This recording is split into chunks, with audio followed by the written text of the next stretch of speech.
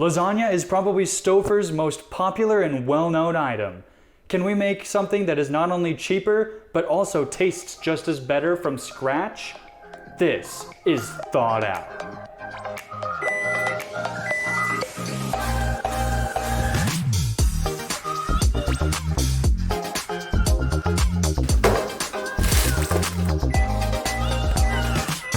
I've grown up with Stouffer's lasagna, and I've always been an apologist for it, so let's see how this actually tastes now that I'm comparing it to something. Here we go. I don't know why frozen meals always do this, but they're always so sweet. But I will admit, this actually tastes kind of good. Man, this really falls into the trap of still being kind of that mushy frozen meal that everyone knows and sort of, but not really loves. Also, as we were plating this thing, look how much grease was left over on the plate. It's of course also got that bright neon color that you come to expect from a meal like this, so is that an indication of health? And no. So a standard square serving of Stouffer's lasagna was $3.69 in the grocery store as of July 2023. But wait, the family size is $9.99, pricing it at $2.62 per serving.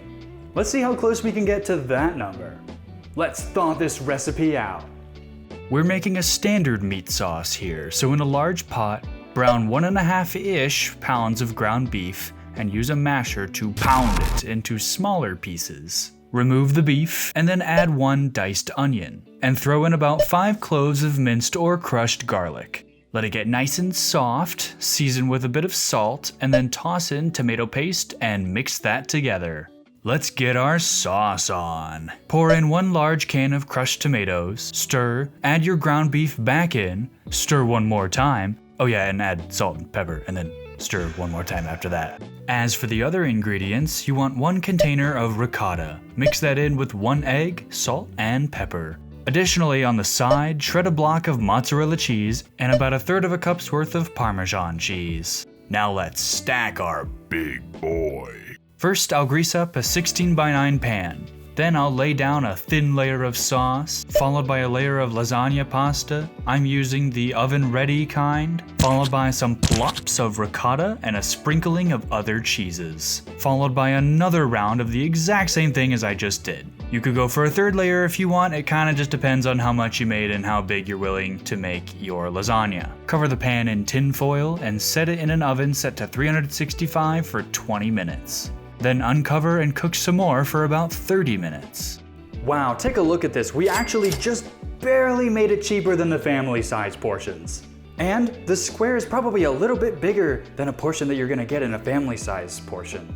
And this price includes the ricotta cheese, which Stouffer's does not have. Man, Stouffer's was looking pretty good just looking at this independently, but now that I'm looking at my version, I can just see how sad this looks in comparison. It's the fresh tomato sauce that is not nearly as sweet as Stouffer's. And the ricotta cheese actually adds a lot to the flavorings as well. Everything just tastes generally less processed, and even though the Stouffer's is fine, eating non-processed things like this, it just makes it so much better. Thank you for watching this episode of Thawed Out, where I take out Stouffer's most popular item.